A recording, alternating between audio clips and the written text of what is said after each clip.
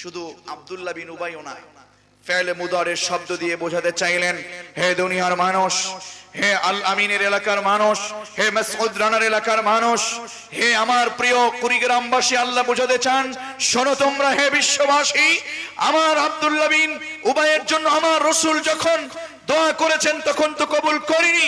ফালাইয়াগফিরাল্লাহু লাহুম, তোমরাও যারা কিছু টাকার বিনিময়ে, কিছু ক্ষমতার বিনিময়ে, কিছু ইমামতি টিকাবার জন্য যারা সেই মুনাফিকদের জানাজা করো, তাদের জন্য ক্ষমা চাও। আমি তোমাদেরকে বলছি, যতবার ক্ষমা চাইতে পারো, মুনাফিকদেরকে আমি ক্ষমা করব না। চিল্লায় বলো ঠিক না? দেখুন, সেই মুনাফিকেরা যারা পেছন থেকে পালাবে, এদের জন্য দোয়া করলেও এদের দোয়া কবুল হবে।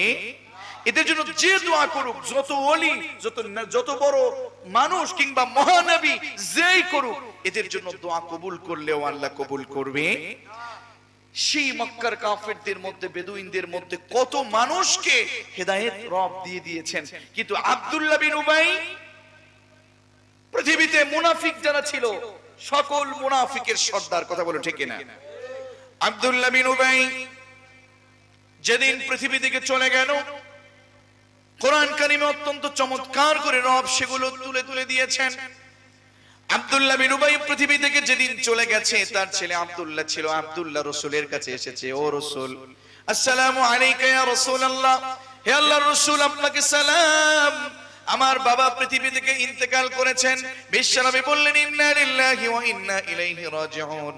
আব্দুল্লাহ বিন উবাই যেদিন চলে গেলেন, সন্তানকে বলে গেলেন, ওগো সন্তান, দুইটা ওসিয়াত তোমাকে করে যাচ্ছি। কয়টা ওসিয়াত?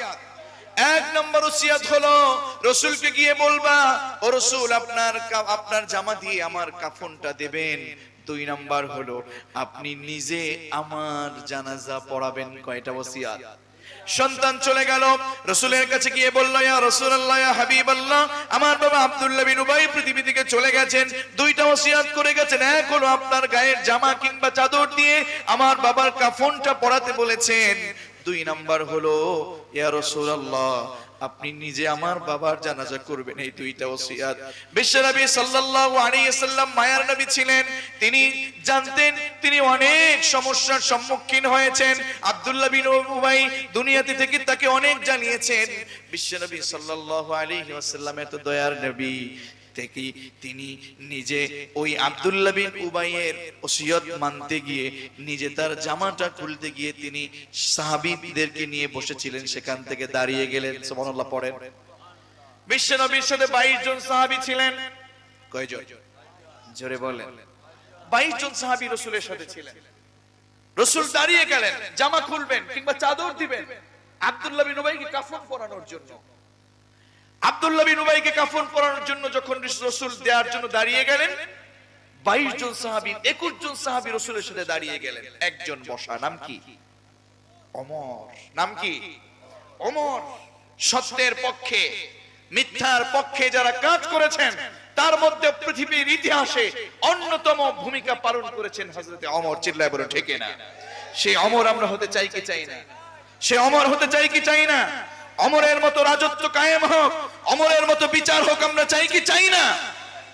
প্রভু তুমি বলেছো রাসূল দেবে না, বলনি দেবে না ওমর, বলনি দেবে না হামজা তারিক, খালিদি বিজয়ী সমর। প্রভু তুমি বলেছো রাসূল দেবে না, ঠিক না? সে ওমর চাই কি চাই না?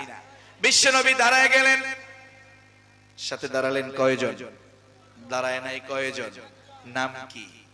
হযরত ওমর দাঁড়ালেন না, বিশ্বনবীর জামা টেনে ধরলেন কিংবা চাদর টেনে ধরলেন। ও রাসূল, আপনি কাকে চাদর দেন? এই লোকটা তো যুদ্ধে গিয়ে পেছন থেকে লোক নিয়ে পালাইছে, ঠিক কি না?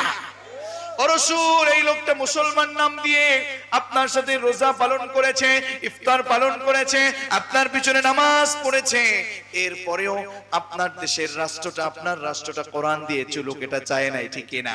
এমন লোক ও সমাজে আছে না নাই? এই আব্দুল্লাহ বিন উবাইকে কাফন দেওয়ার জন্য আপনি আপনার জামা দেবেন না। ও রাসূল, আপনার জামা আমি টেনে ধরলাম, আপনি বেয়াদবি নেবেন না। হযরতে ওমর কে রাসূল বললেন, ও ওমর, তুমি আমাকে নিষেধ করছো কেন? আমার আল্লাহ তো আমাকে এখনো নিষেধ করে নাই। সুবহানাল্লাহ পড়বেন না? আল্লাহ তাআলা দেখলেন বিশ্বনবী জামা দিয়ে দিলেন, চাদর দিয়ে দিলেন। কেন দিয়ে দিলেন? বললেন, ওগো আমার চাচাকে এই আব্দুল্লাহ বিন উবাই দুনিয়াতে থাকতে একটা জামা কিংবা চাদর দিয়ে সহযোগিতা করেছেন। কিয়ামতের ময়দানে আমার কাছে যেন এই আব্দুল্লাহ বিন উবাই আবার কিছু না চায়, আমি যেন কিয়ামতের ময়দানে ওর কাছে ঋণী না থাকে, এজন্য দিয়ে দিচ্ছি। সুবহানাল্লাহ পড়েন। বিশ্বনবী জানাজার জন্য চলে গেলেন, জানাজায় দাঁড়িয়ে গেলেন প্রায় এমন অবস্থায় দেখতেছেন কে? জোরে বলেন। আল্লাহ তাআলা বলছেন, ওয়ালা তুসাল্লি আলা আহাদিম মিনহুম মাত ওয়ালা তুসাল্লি আলা আহাদিম মিনহুম মাত।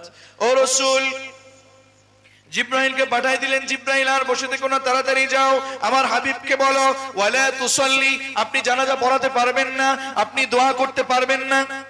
সুবহানাল্লাহ বলবেন না? ওয়ালা তুসাল্লি আলা আহাদিম মিনহুম মাতা, কার কথা? সূরাতুত তাওবা আল্লাহ রাব্বুল আলামিন অত্যন্ত চমৎকার করে কোরআন কারীমের 10 নম্বর পারার 19 নম্বর পৃষ্ঠায় এটা বলেছেন, ওয়ালা তুসাল্লি আলা আহাদিম মিনহুম মাতা। ও রাসূল, আপনি নামাজ পড়তে পারবেন না, ওর জন্য দোয়া করতে পারবেন না, আপনি জানাজা করতে পারবেন না। 84 নম্বর আয়াতে যখন আল্লাহ এই কথা বললেন, ইভেন এটাও বললেন, রাসূল আলা আহাদিম মিনহুম মাতা আবাদা ওয়ালা তাকুম আলা কবরি, আপনি তাদের কবরের সামনেও দাঁড়াতে পারবেন না। এখন একটা প্রশ্ন আপনাদের কাছে, আচ্ছা বলুন তো, আব্দুল্লাহ বিন উবাইয়ের নাম কি আল্লাহ জানতেন না? কথা বলেন না কেন?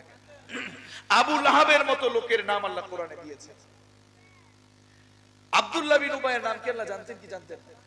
আল্লাহ তো এখানে বলতে পারতেন যে ওয়ালা তুসাল্লি আলা আব্দুল্লাহ বিন উবাই, তো বললেন কেন? বললেন না, কারণ আছে না নাই? আল্লাহ বললেন ওয়ালা তুসাল্লি আলা আহাদিম মিনহুম মাত। কুড়িগ্রামবাসী ভালো করে শুনুন, ওয়ালা তুসাল্লির মধ্যে আল্লাহ দুইটি কাল দিয়েছেন, প্রেজেন্ট এন্ড ফিউচার টেন্স। ফাইলে মুদারি থেকে শব্দ চয়ন করলে কাল কয়টা? দুইটা, বর্তমান এবং ভবিষ্যৎ। ওয়ালা তুসাল্লি আলা আহাদিম মিনহুম মাত। হে রাসূল, শুধু আব্দুল্লাহ বিন উবাই নয়, আজকে নয়, আপনি এবং আপনার সাহাবায়ে কেরাম কিয়ামতের আগ পর্যন্ত যারা কোরআনের পক্ষে দেখায়, মানুষদেরকে মুসলমান নাম দেয়, মুনাফিকি করে, সেই আব্দুল্লাহ বিন উবাইয়ের শুধু নয়, আব্দুল্লাহ বিন উবাইয়ের উত্তর শরীরা যেখানে যেভাবে মরবে, তাদের একজনকেও কিয়ামত পর্যন্ত আল্লাহর জমিনে আপনি জানাজা দিবেন না এবং কাউকে দিতেও দিবেন না। কথা বলুন ঠিক কিনা? ওয়ালা তুসাল্লি আলা আহাদিম মিনহুম মাত। মিনহুম বললেন তাদের কেউ। আজকের সমাজেও যারা অন্যায় করছে, অবিচার করছে, মুসলিম নাম দিয়ে যারা মুনাফিকি করছে, ওদের জানাজা পড়াটাও জায়েজ নাই, সাক্ষী হচ্ছে কোরআন। কথা বলো ঠিক না? তারপরেও রাসূলের সাথে একসাথে থেকে ইফতার করেছে, নামাজ পড়েছে রাসূলের পেছনে, যেমন তেমন ইমামের পিছনে না। বিশ্বের মানবতার মুক্তির দূত জনাবে মুহাম্মদুর রাসূলুল্লাহ সাল্লাল্লাহু আলাইহি ওয়াসাল্লামের পেছনে, আব্দুল্লাহ আল মামুনের পেছনে নয়, শায়েখের পিছনে নয়, এম আল আমিনের কাছে নয়, কার পেছনে? স্বয়ং রাসূলের পেছনে। চিন্তা করলেন, যাক আমার সাথে ছিল, দেখি আমরা একটু মাফ করে কিনা, একটু চেষ্টা করি। তিনি তার জন্য ক্ষমা চাইতে শুরু করলেন। সুবহানাল্লাহ পড়বেন না? রাসূলের কি দয়া, ক্ষমা চাইতে শুরু করলেন। আল্লাহ তাআলা বললেন, জিবরাইল আর বসে থেকো না, তাড়াতাড়ি বলো আমার হাবিবকে, ইস্তাগফির লাহুম আও লা তাস্তাগফির লাহুম ইন তাস্তাগফির লাহুম 70 মাররাতান ফালান ইয়াগফিরাল্লাহু লাহুম যালিকা বিআন্নাহুম কাফারু বিল্লাহি ওয়া রাসূলিহি ওয়াল্লাহু লা ইয়াহদিল কওমাল ফাসিকিন। ইস্তাগফির লাহুম আও লা তাস্তাগফির লাহুম, কার কথা? রাসূল, আপনি তাদের জন্য ক্ষমা চান কিংবা ক্ষমা না চান, ইন তাস্তাগফির লাহুম 70 মাররা, ইভেন যদি আপনি তার জন্য ক্ষমা চাইতে চাইতে 70 বারও ক্ষমা চান, আমি আল্লাহ তাকে ক্ষমা করব না। কার কথা? দেখুন, আল্লাহর রাগ কি এমনি হয় না? কথা বলেন না কেন? আমাদের নামের আগে মোহাম্মদ, নামের পরে আহমদ, নামের পরে হাসান, নামের পরে হুসাইন, এটা দিয়ে রাখে আর কোরআনের বিপক্ষে কাজ করে, এমন আল্লাহর ওলি সমাজে আছে না? এমনি আল্লাহ রাগ করেন। আল্লাহ বললেন, শুনুন রাসূল, আপনি ক্ষমা চান কিংবা না চান, ক্ষমা চাইতে চাইতে 70 বারও যদি ক্ষমা চান, আমি আল্লাহ ক্ষমা করব না। আল্লাহু আকবার বলবেন না? বিশ্বনবী অনেক দয়ার নবী। বিশ্বনবী চিন্তা করলেন, যেহেতু আল্লাহ 70 বার উল্লেখ করেছেন, আশা রাখি তাফসিরে এসেছে প্রয়োজনে আমি 71 বার আমি চেষ্টা করছি, দেখিনি আল্লাহ ক্ষমা করে। সুবহানাল্লাহ পড়বেন না? কি দয়া! আল্লাহ তাআলা তার মনের কথা বুঝেন কি বোঝেন না? ইন্নাল্লাহা আলিমুম বিযাতিস সুদূর। মনের কথা বোঝেন কে? জোরে বলুন। আল্লাহ তাআলা বললেন, জিবরাইল বাকি অংশটুকু আপনি বলে দেন, তুমি বলে দাও, ইন তাস্তাগফির লাহুম 70 মাররাতান ফালাই ইয়াগফিরুল্লাহু লাহুম। আল্লাহু আকবার। রাসূল, আপনি 70 বার কেন?